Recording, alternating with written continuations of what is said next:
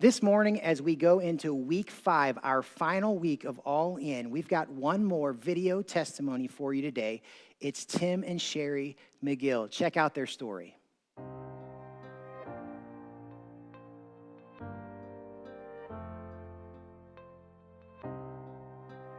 For me, commitment to God and to church kind of comes naturally because my parents were very strong and committed in their faith. One of the things that I learned early on from my parents was about tithing.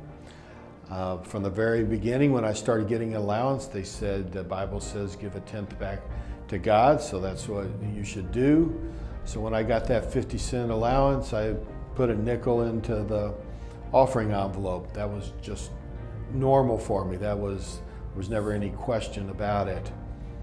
As I went along, got a little older, started getting summer jobs, mowing yards, odds and ends like that, and then on as I got my job in college, it was pretty natural for me just to keep giving that 10% of what I was making because, hey, when you're in high school and college, you don't have a lot of bills, you don't have a lot of responsibilities, so it's easy to live on the 90%. But then, get out of college, you get your first real job, met Sherry, we got married, we started having kids, and now we got real responsibilities and real bills, and you have to think a little harder about whether you're going to tithe or not because, now you got a whole list of bills, not just, pay church, have fun. But we made that commitment. That's a decision that we made that we were going to do that. And we did that for several years. Then we had one of those life's moments where I found myself without a job.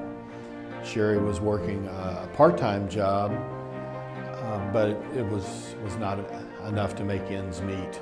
Those of you that know me, I'm an accountant, so I can do the math, I can prepare a budget, and it just didn't add up. And for the first time in my life, my faith kind of wavered, and we decided we weren't going to tithe because we didn't know how we could make that work. A few months roll along, not really much going on the job offer front, and but feeling guilty about not tithing on the income that Sherry was making from her part-time job, little odds and ends that I might pick up here and there. And we made the decision that we were going to start giving back to church. Again, it didn't make sense on paper, couldn't add up in a budget, but we decided that we're going to do that, and then God came along and showed us how He takes care of things. Just to show you how God worked in our lives, our car was in bad shape. We were running out of funds, and believe it or not, our car ended up burning up. And we received $2,100. We shouldn't have received that because it was a terrible car, but we received that money. Tim got a part-time job, and when that money ran out, he had a job. So God just took care of us. Once we made the commitment, He said, okay, let me now show you how I'm going to take care of you.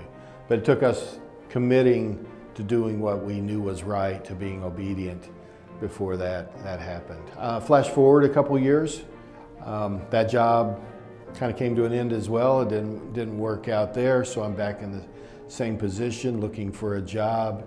Same financial strains, and some of us learn quicker than others. We sort of made the same mistake again and said the numbers don't add up, and we need to cut back on what we're giving to church. This time we were a little quicker on wait a minute, this is not right. We need to start tithing on what we did have coming in from Sherry's job. And so once we did that, I got a temporary tax season job with a CPA firm. Then I picked up some temporary work, and we're still like, okay, God, we need a job, permanent job. We're being faithful with our giving. We're not really making ends meet here, but we're going to keep doing that. And then in 2 days, I got 2 job offers. So God said, okay, let me show you what I can do again. But now we had a different decision to make. It's like, okay, God, how do we know what you want us to do? I was so excited about the 2 job offers because one was in St. Louis and the other was in Cape Girardeau, which is where Tim is from. And we were living by no family, and I was so excited with the thought of moving closer to family. I'd never lived by family in my life, and I just really wanted that for us. So we were struggling back and forth with that. And finally, I'd just been praying, and I finally looked at Tim, and I said, I will do whatever you want to do. And that's when he said, I've been waiting for you to say that because we're staying here. In my heart, in my prayers, I just felt like God was saying that the job in St. Louis is the one that he wanted for me. Now, as it turns out, the job in Cape Girardeau, that company moved back to St. Louis a year later. So, I had no way of knowing that. That company didn't even know that, but God knew that we were staying in St. Louis anyway. So to move to Cape just to be close to family wasn't going to be the right reason. We needed to be doing what he wanted us to do. And that job turned out to be a great job. I was there over 20 years. It was at a CPA firm. I became a partner there. We were able to make a nice living. So jumping ahead from there, there's been more experiences along the way in terms of building our faith, understanding that we don't have to understand to step out in faith and do what God is calling us to do. He takes care of it afterwards, not shows us beforehand. I think that's probably the definition of faith, really. So Sherry and I, without going into a long story, we'd already been feeling like what we were doing in the church we were at was we needed to do something different. We weren't thinking about leaving the church. It was just like serving a different way. And then Chris and Rebecca came to us and said, hey, we think God's leading us to plant a church. Not even really asking us to be part of it. It was almost instantly that both Sherry and I knew without much prayer that that's what God was preparing us for, that we weren't going to change positions we were serving at our current church. We were going to go to a whole new church and start a new experience there.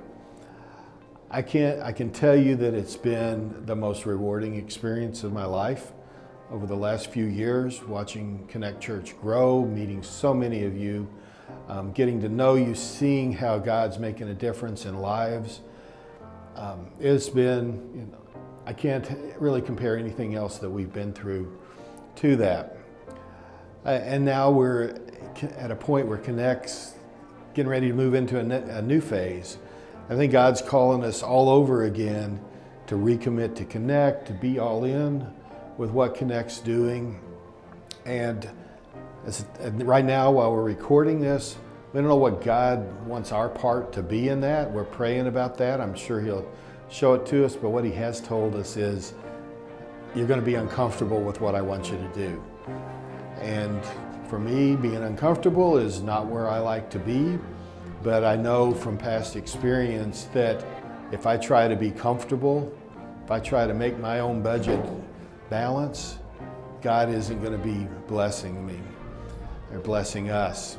I think it's more scary to be not following God than to have a budget that doesn't balance. And that's a lot for me to say as an accountant because I live by the numbers.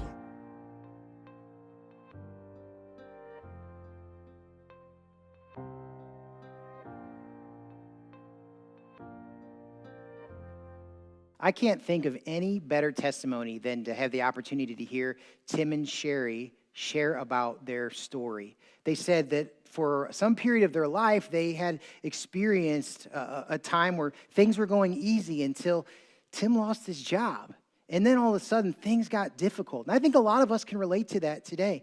Many people are losing their jobs or concerned about losing their jobs, or you've got a loved one that's going through that same time. And there's a sense of pressure that's tied to that. But Tim and Sherry, when they decided to go all in faith and to give generously, even when it didn't totally make sense, God blessed them. I love what Tim said. He said, I can tell you that going all in has been the most rewarding experience in my life. Nothing compares to the journey of this ride of faith that we're on. Today is our 5th birthday, and I just think back 5 years ago, we had a new church. And now here we are 5 years later. I feel like we have a new movement of God. God is doing something very different in our world. And if we choose to pay attention and not just freak out and panic and go into anxiety and depression, I think God has something very new for all of us. Another thing Tim said in the video, he said, you're going to be uncomfortable with what God is calling you to do. We are. We're going to be uncomfortable doing what God's called us to do, but that is what faith is all about. And as we wrap up our All In series, I know that some of you were thinking something totally different 3, 4, 5 weeks ago, what your All In commitment might look like. Things have changed for you possibly. Let me tell you this truth. Your All In today, your commitment might look a little bit different, but did you know that what God values the most is your heart? Where are you at with your heart? Even when it feels like there's pressure on your life and you turn on the news and everything is filled with anxiety and urgency and struggle, will you put your eyes on the circumstances or will you put your eyes on the Lord? You know, our lives are a lot like a tube of, well, I've got aloe vera. I wanted to use toothpaste, but Rebecca said we can't waste toothpaste right now. So, because of everything going on. So we've got this aloe vera, and I don't think we're going to be using it anytime soon. I don't see us getting out and getting a suntan. So our lives are a lot like a tube of some kind of liquid. So kids, you might want to talk to mom and dad and say, hey, can I get a hold of a tube? Like find a tube somewhere in your bathroom or in your kitchen or something like that. We're going to have a little bit of fun. We're going to get a little bit messy right now, okay? Mom and dads, I apologize in advance. What I want to tell you is this. Your life is a lot like a tube of, well, in my case, aloe vera. And when you squeeze a tube, you find out what's really on the inside. So I'd like to think that I bought this product and there's aloe vera in it. So if I squeeze it, let's see what comes out. Okay, that was definitely aloe vera. It's got that smell to it. Hopefully that comes out of the carpet. But I wanted to be memorable this morning, so here you go. So you find out what's really on the inside when you get squeezed. And in the story that we're going to talk about today, Moses is going to get squeezed, and we're going to find out in that moment what's actually on the inside. Now, a couple days ago, we made a video, Rebecca and I, where we sang these songs and we asked you to guess what the theme was. Remember that? It was on Facebook. And I wanted to reward a few of you that guessed. Right now, I'll just give a shout out to the first 3 that nailed it. Remember the songs that we did? Cats in the Cradle, What Hurts the Most, Hard to Say I'm Sorry. The theme that I want to talk to you about today is regret. I want to talk to you about regret. So the first 3 from church that guessed correctly were Amanda Curley, John Daniels, and Christy Coleman. Amanda Curley, John Daniels, and Christy Coleman. Congratulations, we are going to mail you a gift for guessing the right theme. The songs that I mentioned yesterday, they're all about regret. And don't you agree with me? Regret is such a painful thing. Did you know that one day you and we will stand before God and give an account of how we lived our lives? This includes several things. One of those things is how we treated the people in our lives. Were we kind to them? Were we loving to them? Were we honest with them? Another way we'll be held accountable is what did we do with the talents that God has given us? One of the things I was taught is if you don't use it, you'll lose it. So God gives us talents and he encourages us to use them. So are you using the talents that the Lord has given you? Another way that we will be held accountable is how did we respond to the opportunities that God has given us?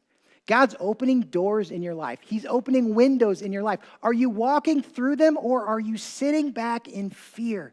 One day you and I will be held accountable.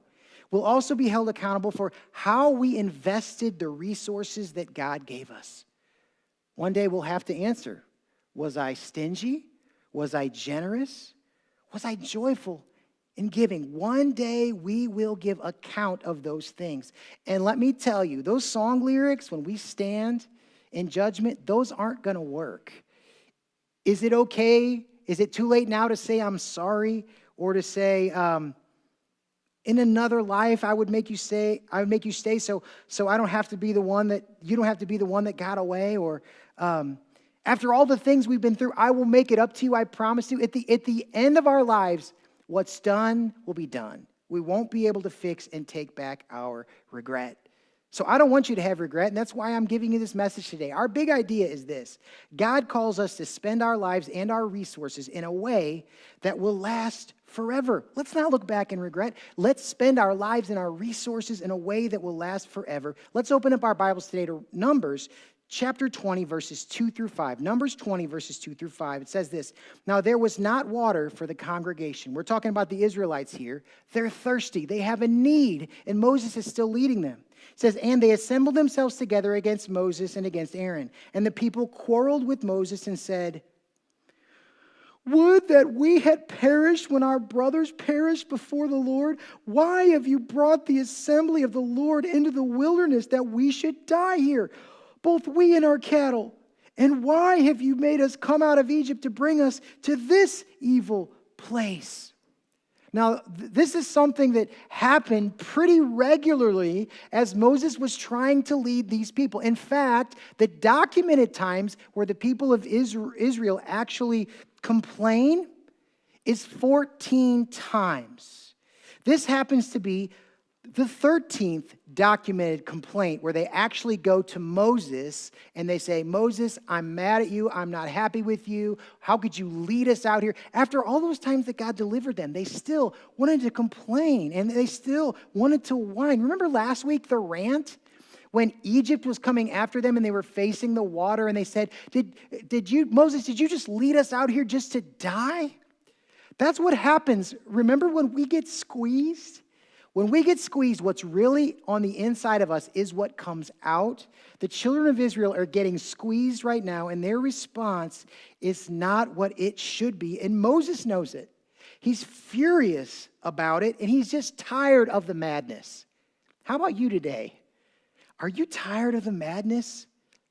Man, so was Moses and Aaron. They were so tired of it. They had been on this journey with God for decades, and they were so incredibly fed up with these ungrateful people that seemed to have no faith. So what do Moses and Aaron do in this moment? They do what is best.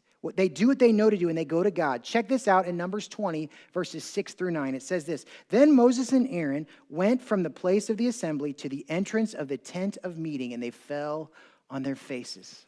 They went to the Lord. And the glory of the Lord appeared to them, and the Lord spoke to Moses, saying, 'Take the staff and assemble the congregation, you and Aaron, your brother.' Get this, 'and tell the rock before their eyes to yield its water. So you shall wring water out of the rock for them and give drink to the congregation and their cattle.' And so Moses took the staff from before the Lord as he commanded." God gives Moses two assignments. The first one is this. It is to tell the rock to produce water. The second thing, distribute the water to the people as they have need. And what we see happens next seems like a minor thing. Now, remember, Moses is getting squeezed right now by the Israelites and by the circumstance of not having water. He may be a little freaked out himself. He's tired of the people. And what he does next, we think doesn't seem like such a big deal, but it actually ends up being a really big deal. Check this out. Numbers 20, verses 10 through 13 says this. "Then Moses and Aaron gathered the assembly together before the rock." Remember, God said to go to the rock. "And he said to them," he's talking to Israel, "Hear now, you rebels, shall we bring water for you out of this rock?" Don't you love the tone that Moses has here? Can't you just hear his tone? "Listen up, you bunch of scrubs, you losers, you ungrateful punks, you bunch of wusses. I'm going to provide some water for you right now, so listen up and shut up and get ready." Can you just hear Moses doing that? I can. I would be frustrated, wouldn't you? Let's read the rest of it. "And Moses lifted his hand," get this, "and struck the rock with his staff twice." So he's got this staff. Remember how God used the staff? And he's like, boom, boom, and he wails on that rock. He hits it twice out of his frustration. Wouldn't that feel good? Doesn't that feel good every once in a while just to hit something? Well, Moses was ready to hit something. This was therapeutic, and it says, "The water came out abundantly, and the congregation drank, and their livestock. And the Lord said to Moses and Aaron, because," you ready for this? God speaking to Moses and Aaron, "because you did not believe me, to uphold me as holy in the eyes of the people of Israel, therefore you shall not bring this assembly into the land that I have given them." And just like that. The outcome of Moses' life, the one thing that I'm sure he was so looking forward to and anticipating, is not going to happen. Why? Well, it seemed like a minor difference. God called Moses to speak to the rock. What did Moses do? He did not speak to the rock because he was angry and he was getting squeezed. And he wasn't filled with the love of God, but he was filled with his own fleshly desires. So he hits the rock once, and then he hits it again. And why do we think that Moses chose to hit the rock? Think about that for a second. Moms, dads, kids, why do you think Moses chose to hit the rock? Well, he was ticked off. I would be ticked off. He was impatient. He thought, if I hit the rock, then I'm helping God do something better than God could do it himself. And lastly, I think he felt entitled. I deserve to hit this rock. God, I've been following you all this time. I should be able to do what I want. It seemed that Moses had done so many things right. Why would seemingly such a minor mistake mess the whole thing up? Well, here's the deal. Moses wasn't all in with God's call in that moment. Now, don't get me wrong. Moses was in, but Moses was 90% in. He agreed that he was going to follow God and depend on God to provide, but Moses wanted to jump in and do things his way. Can you relate to that at all? Oh, God, sure, I'll believe in you. I'll trust in you. I'll follow you, but I want to do this part. I want to do this part my way. I want to provide for my family my way. I don't want to do it your way. Moses was 90% in this moment. But here's the truth. 90% in is not all in. And so based on his anger, which we could all relate to, based on his impatience, which we could all relate to, based on his feeling of entitlement, which we could all relate to, what does Moses do here? Well, plainly put, he sins. Did Moses produce water? Yes. But did he do it the way God called him to do it? No. Therefore, it was sin. Chris, why is that sin? He's doing the best. Well, hold on a second. What does it say in James 4:17? It says this: so whoever knows the right thing to do and fails to do it, for him it is sin. Sin is actually more black and white than we think it is a lot of times. God said, talk to the rock. Moses hit the rock twice. And there were consequences to his sin, just like there are consequences to ours. What does it say in verse 12? God says, because you did not believe me to uphold me as holy in the eyes of the people of Israel, therefore you shall not bring this assembly into the land that I have given them. You know what I notice here? God didn't say, because you hit the rock. He didn't say, because you got mad. He said the word believe. And when we think about the word believe, we don't think about believe that way. A lot of times we think about believe as if it's something that we understand or it's something that we agree with. But true belief is not just agreeing. With true belief, there's also action. There is engagement. There is that thing I talked about a couple of weeks ago, activation. We've previously learned that there's a difference between understanding and agreeing faith and actually activating our faith. And God's saying, in that moment, Moses, you didn't really believe me. You believed in yourself. What does it say in John 3:16? Whoever believes in me shall not perish, but have everlasting life. That word believe doesn't just mean understand. It doesn't just mean agree. It doesn't just mean you sing the songs, you come to church, you do what's comfortable for you. Maybe you give God a $20 bill here and a $20 bill there. You give God whatever's left over from what you have. Is that really believing God? God's saying that's not belief. That's not all in. When we believe God, we want to try to do and strive to do what he tells us to do. Moses stumbles in a moment where he actually does not believe God. Now, Moses is still a believer in God.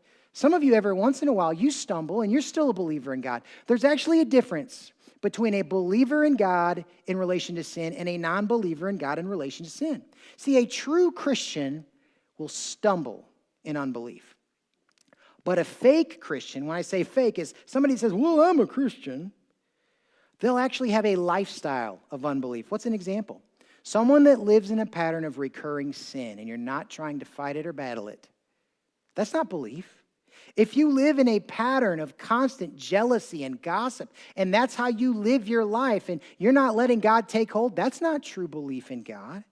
If you live in a pattern of sexual immorality, whether it's in your heart or literally with your body, if you live in a pattern of that, that's not belief. If you live in a pattern of being stingy with your finances with God and you just tip God and give whatever's left to God, that's not belief.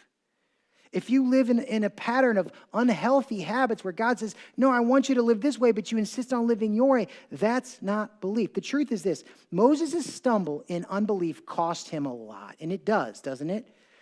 But living our lives today in unbelief while pretending to have belief, it'll cost us even more. It won't just cost us the promised land, it will cost us eternity. So today, if you struggle with unbelief and you have a pattern of sin in your life, what are you going to do about it? Are you going to come to the Lord and allow him to intervene in your life and say, God, I'm all in? Or are you going to try and stay in control? Remember our theme for today. God calls us to spend our lives and our resources in a way that will not just last next week, not just get us through the pandemic, but that will last forever. How does this relate to money? Well, some of you might contend that money is something that churches should never talk about. You believe that I shouldn't encourage us to all be challenged to give to church, that talking about money isn't my business, especially during a crisis and during a pandemic. And some of you might be thinking, Chris, how are we still going all in? Let me just tell you this today. We don't talk about finances and generosity and giving because it's our business. We talk about the way we handle our finances because it's God's business. See, one day I'm going to give an account to God for how I use my wallet. I'm going to do that. And I'm not going to be able to sing a song to God and try to make up for all the lost time, because at that point, and the judgment, what's done will be done. I want to encourage all of us to understand that one day, you and I, we're going to give an account. My finances reflect my belief. I don't want you to look back on these years and regret the door and the window that God has opened for us to go all in so that we might set people free in our area, that you might set your neighbors free, that we might set our region free with the gospel of Jesus Christ. The way this story ends for Moses is in Deuteronomy. The children of Israel would have to wander through the wilderness for 4 more decades, and God would continue to love them. He would continue to provide for them. He would continue to give them the water. But get this, Moses dies overlooking the one thing that he was aiming for in his life. That one big accomplishment that he hoped to reach, he died overlooking it. And it was because of his unbelief. It was because in that moment he was not all in. And Moses, don't get me wrong, had a lot of things to look back on and rejoice. And one day I hope to meet Moses and hear some of the stories, some of the additional stories that aren't written in this book. But what if Moses would have been all in 100% in that moment in his heart and he would have believed? What if he would have spoken to that rock instead of hit the rock? It would have changed the timeline for Israel. It wouldn't have been another 40 years. Who knows how soon God might have relieved them. It would have given him an opportunity to personally experience the promised land. You know, just like that tube of aloe vera that I had. I understand right now, you're getting squeezed. Your family's getting squeezed. Some of you your health has been impacted. Some of your finances have been impacted. Some of you, your emotional state has been impacted. You feel down and you're getting squeezed. What I want to invite all of us to do is, in spite of all the things going on in our life, I want us to let go. I want us to let go and say, God, I'm all in. He calls you right now, even when you don't feel like it, even when you're hurting, even when you're suffering. He says, let's invest our time and our talents and our resources in ways that will matter in eternity. I don't know about you, but I don't want to die wishing that I would have acted in full faith. Do you really believe? As I said earlier, today is Commitment Sunday. So today is your opportunity. Some of you, you're on the outside looking in of the faith. And today I want to invite you, some of you for the very first time, you've not turned your life over to God. How do you do that? You can speak to God in your own words and say, God, I admit that I am a sinner. We read that verse about sin where we do things we want to do. God, I admit that I'm a sinner, but I believe in Jesus. And I believe when he died on the cross, that his blood was enough to pay for my sin. I ask that Jesus come into my life today and save me. God, I'm tired of following myself. God, I want to follow you. Jesus says, if anyone should follow me, he should take up his cross, deny himself, and follow me. That's what God calls us to do. He calls us to go all in. Others of you, you've been believers for a few days or weeks or months. God's calling you up to join in with us to go all in. How do you do that? Well, like I had mentioned earlier, you can fill out this 2-year all-in commitment card today. Others of you, you might just want to go to the website, connectchurchstl.com/go-all-in and fill out your commitment. What if we all fill out our commitment together today? I think that could be amazing. So far, 26 families have committed. We've got almost 200 giving families, at least, in our church. So what if we all just jump in and go all in together? Maybe some of you have never given before. Maybe for some of you, God's calling you to increase your giving. Somehow in all of this mess, God is actually blessing you. And God is saying, hey, it's time to increase your giving. Wherever you are, what matters the most is that you go all in. Your all in might look different than you thought it was going to look a week ago or 4 weeks ago. What matters the most is that we go all in our heart. So what I want to do right now is I want to give us a few moments. The band is going to sing the next song. Here's my heart, Lord. And as Daniel leads out in this song, I want you to take some time to reflect and think about what your all in is going to look like.